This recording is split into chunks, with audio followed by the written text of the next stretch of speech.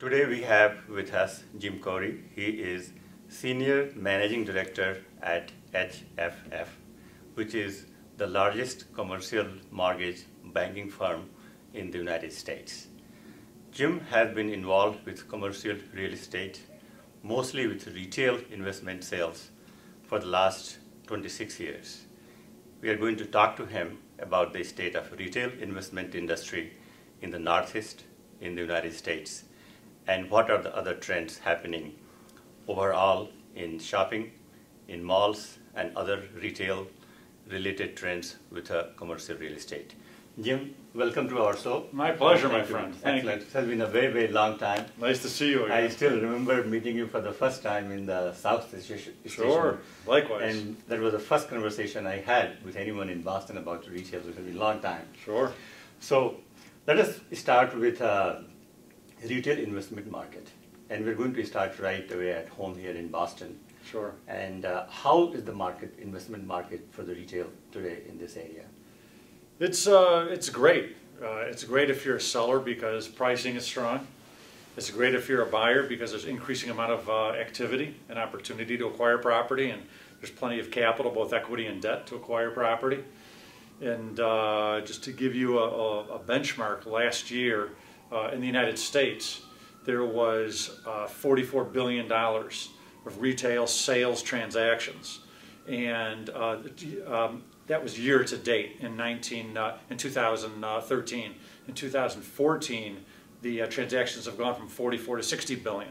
That's a huge jump. Well, yeah, it's an increase of 35%. So where is most of the money the investors coming from? It gets even better. Okay. In the Northeast, transactions year to date from 2013 to 14 have gone from 7 billion last year to 14 billion. Double. This year, so 100% increase. As good as it is nationally, it's really picked up in the Northeast as well. So it's a great time to be investing in retail commercial. And who are these investors? It's really it runs the gamut. The REITs are very active. Insurance companies are active. Private sector is active. Everybody is really involved because there's just some great opportunity out there. Any foreign capital? Thank you very much. Foreign capital, there's Israeli money involved, and Middle Eastern and European, and certainly Asian. They're getting much more active, and so really international capital is flowing in to various degrees, because sometimes they will segue first into the initial markets they feel more comfortable with. You know, New York, DC, LA, Chicago, but certainly Boston is right up, and the Northeast is right up along there. So now, if you compare today's retail investment market with 26 years ago when you really got into this business, how the investment market has changed over the years? It's a remarkable question. It's really remarkable having watched the transition and the metamorphosis of the industry, because back in the 80s when I started doing this, saying you were investing in shopping centers was today like saying you're investing in the sale of marinas or something people really didn't understand. You kind of got the sour lemon look on their face. In retail, you know, who buys retail? How would you value a shopping center?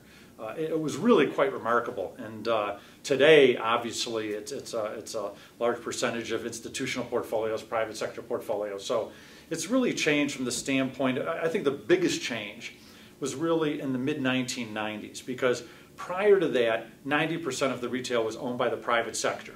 About 10% was owned by the institutional sector, and that was mainly insurance companies. In the mid-1990s, Wall Street figured out how to value and how to assign a risk profile to revenue coming from tenants. And when they did that, and they knew how to price different risk profiles for different shopping centers with different tenancies, now the institutional market picked up with insurance companies.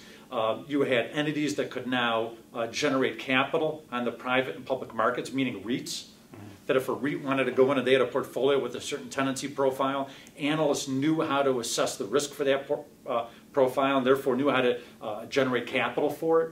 And so we really had a proliferation of REITs involved in retail, I'd say in the late 1990s, early 2000s, which is really when they came on strong.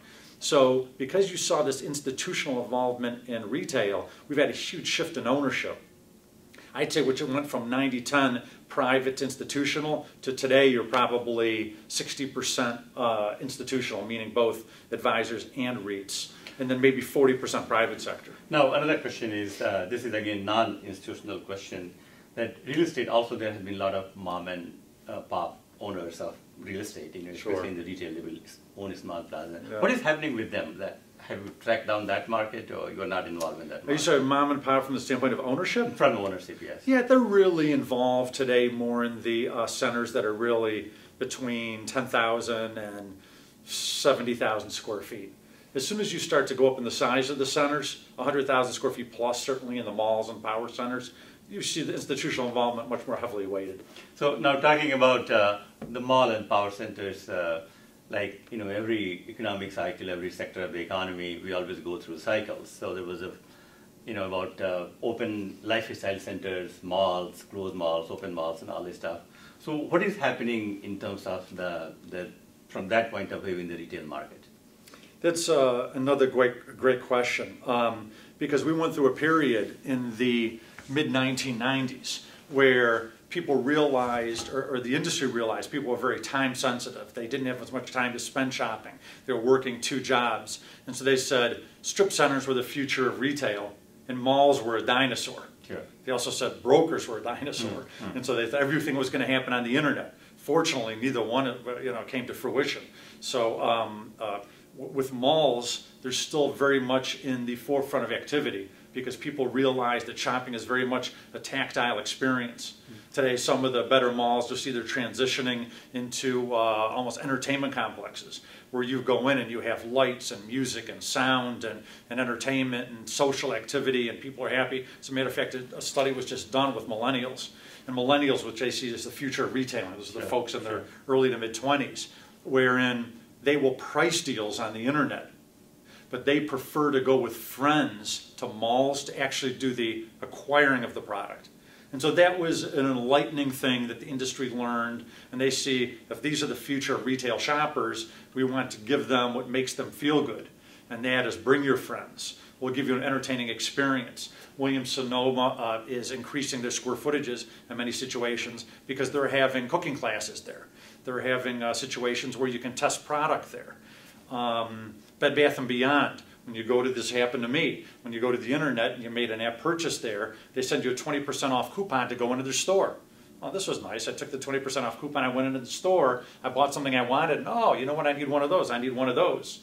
So what they're looking at is the bricks and mortar coming together. They used to have a different business profile where the online business was separate from their bricks and mortar business for the same store. Now they're merging the two because they realize of all the synergy that exists between the business model. That will go to my next question, that how the online has affected the retail real estate. Yeah, and indeed, instead of looking at it as being competitive, the retailers, the smart retailers are looking at it as being complementary to the bricks and mortar store. That they can sell online, but then they can do things like Bed Bath & Beyond has done to bring the customer in, because when you're in the store, you're more likely to engage in impulse shopping. When you're online, you can do impulse shopping, but it's not as effective as when you're in the store. You see something, you can pick it up, you can look at it, I'll take this. And so you go in to buy much more than you planned on. Or when you go on the internet, you're going in there for product X, you buy product X, you're gone and you're doing something else. But one of the new products that's out there now, you mentioned what's new in the industry. And this is just new in the past year. There's a product that is called hybrid lifestyle. And we all know lifestyle centers are these centers where they have a larger percentage of their tenancy involved in these bowling alleys with the TV screens all around, or they've got a plethora of restaurants and places to eat and festive activity. There's something called hybrid lifestyle, which gives you the same look, but it's in essence it's a power center. So a lifestyle center is similar in the regions like Legacy Place, and a hybrid lifestyle center is like University Station, which is in essence a Wegmans supermarket anchored center. It's got a Wegmans and a Target. Sure. It's like a nice, beautiful power center. But when you look at it, it's got the design of a lifestyle center. It doesn't have the entertainment as much as the entertainment component. So a hybrid lifestyle is a term that's recently entered the vernacular as far as something that's in between the two products. So that's something that's new. Excellent. So Jim, one interesting question I have for you is that if I own several malls, mid-sized, big malls, and I want to sell them and do something else. So what are the three things I should look for in this market if I want to sell my mall? Ooh, that's a loaded question. An excellent broker, and I might be able to name one or two. Okay. But clearly, you would like to position the property with as with as much growth and cash flow as you can, because today, what investors are really looking for are risk aversion and growth in income.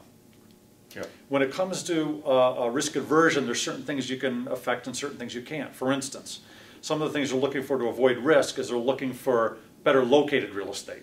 You can't pick up and move a shopping center. It is where it is. Sure. So that's something you can't do anything about. Your tenancy, they're looking for first and second rate grocers in the market, for instance, if it's grocery anchored. Any of the retailers, they're looking for the number one or number two retailer in their respective product type. So you might be able to do some retenanting there. The other thing they're looking for is lease term.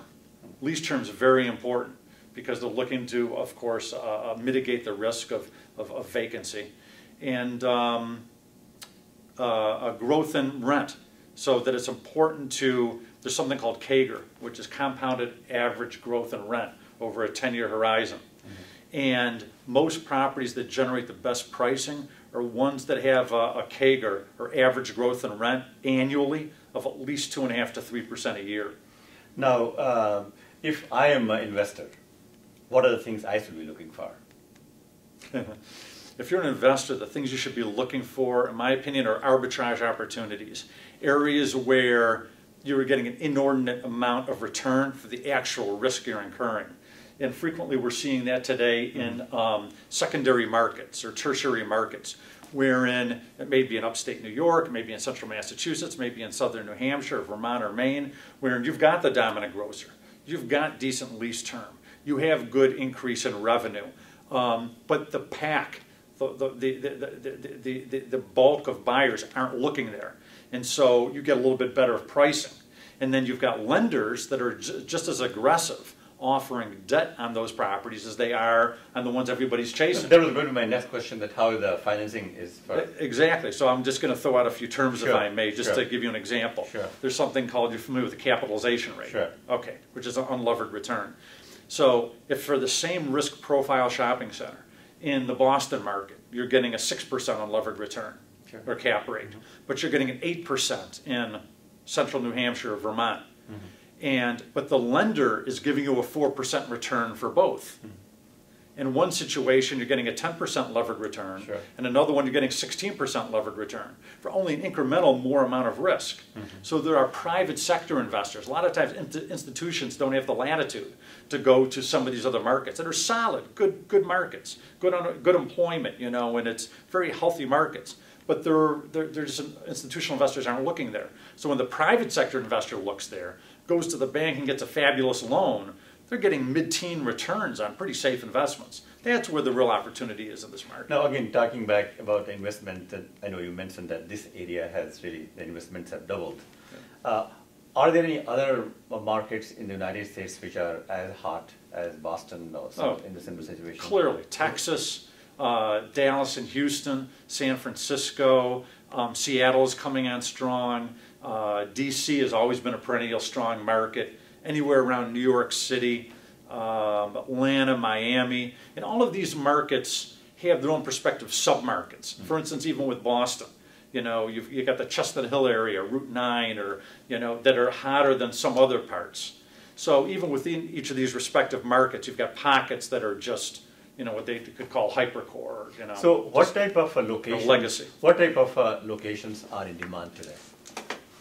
What type of locations? Yes. Generally speaking, any location, generally gateway markets. Gateway markets tend to be coastal markets, but you know there's some exceptions to that, such as Chicago and Texas, cities in Texas. But it's an area where you have a population of anywhere between 50 to 100,000 people within a 3-mile radius, with an average household income of at least $80,000, and we have barriers to entry, meaning that a competitor can't build the center across the street quite readily. And if you have that type of demographic profile, stable or growing occupancy, population, with those types of demographic parameters and close to a freeway interchange, that by and large you're going to be at the upper end of the pricing for that geographic proximity. Now, in commercial real estate, of course, very easily we categorize, office, multifamily, retail, and industrial, manufacturing, all those things. Yeah. So, in this, if you take all these different sectors of commercial real estate, where the retail real estate market stands today, from investment point of view? These are great questions. Retail is generally up there within the top three. Frequently, what you'll see is if you're in a rapidly accelerating, growing economy where market rents are going up quickly, there can be a propensity of interest of investors to invest in investment vehicles. We have short-term leases.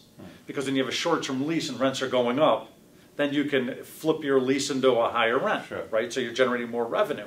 With retail, that tends to have longer-term leases. If you're in a rapidly inflationary environment, that can gain a little less interest. Because if half of your center have 10 to 15, 20-year leases, you can't appreciate that increase in rent. But if you're in a slow-growing economy, or even worse, a depreciating economy, retail's fabulous. Because now if rents are going down, you've got longer-term leases with rent bumps, and you have some safety there. What's interesting about this environment is that we're slowly increasing, which tends to benefit everything. People like office, they like hotels, they like multifamily, they like retail. So I'd say it's right up there along, it tends to have a segment in most investors' portfolios. So in a nutshell, the retail market is really great market right now. Right? Sure, yeah, absolutely. Now, if I ask you, please feel free not to answer if you don't want to, is 5 tenants, I'm talking about big national talents, we should be really watching out for them, that either we want them or we don't want them. So who will be the top 5 tenants? The tenants, in a good way or in a bad way, both. Sure. Yes. The tenants you want are the ones that tend to have the best or growing market share for their respective markets. So give me a couple of examples. And it switches from market to market and day to day, so it's really hard to peg, which are, I can tell you that among grocers, Whole Foods is clearly in demand. Trader Joe's is clearly in demand. What about now? This is not to be conclusive, but it's just meant to be indicative of examples of many. Any retailers, the investors say, what, I don't want this tenant in my building, or I don't want to buy any property. Can you talk about some of these? I'd say any tenant that is at risk of default, that is at risk of downsizing, it can be somewhat of an issue. So I don't want to name tenants' names because it varies from day to day and month to month. But it's generally, obviously, tenants that present risk to occupancy or its revenue stream or its rental payments.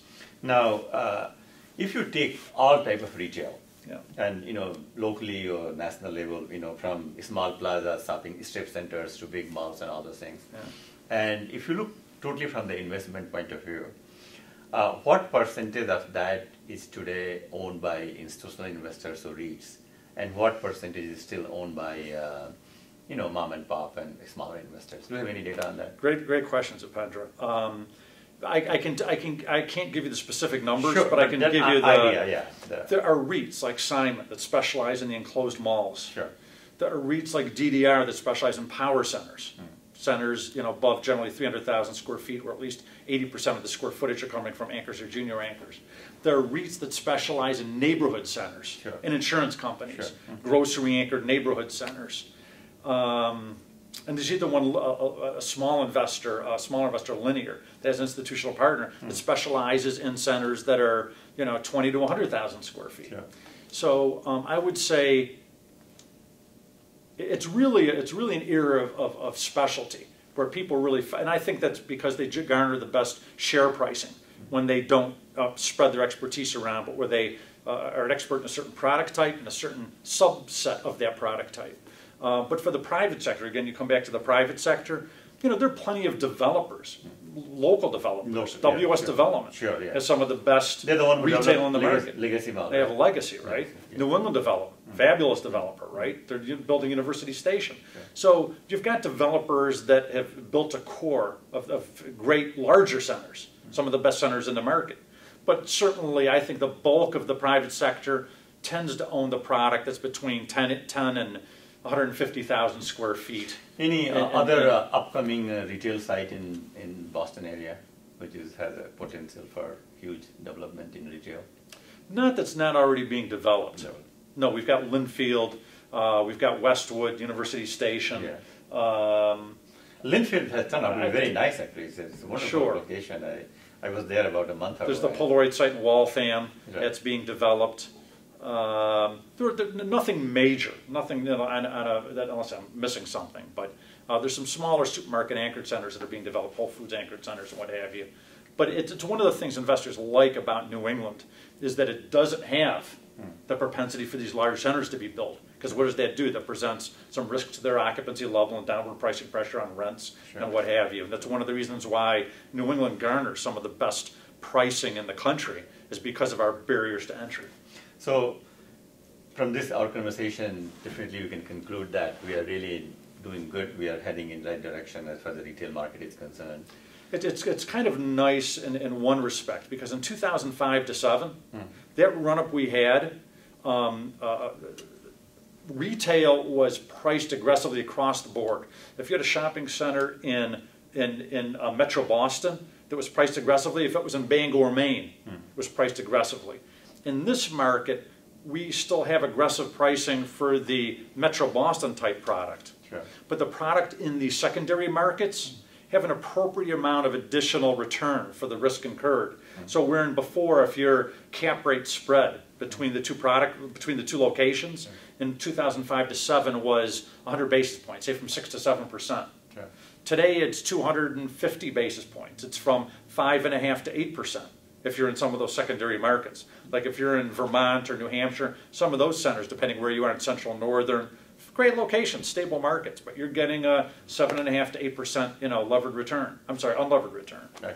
Jim, thank you very much for your time. It was really nice to talk to you. Always nice seeing you, Patrick. Patrick. Thank you very much.